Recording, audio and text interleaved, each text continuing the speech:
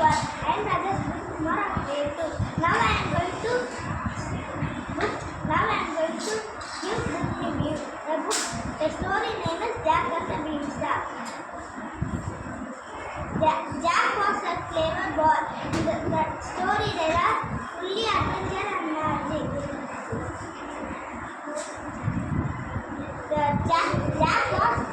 Jack had some magic gifts. The beans grow.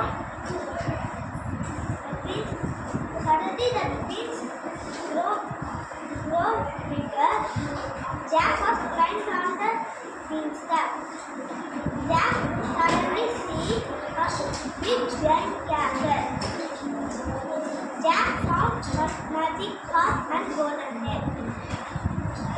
Suddenly the giant was chasing him. Jack was fastly come down from the tree. Now the Jack and his mummy was very happy. Thank you all.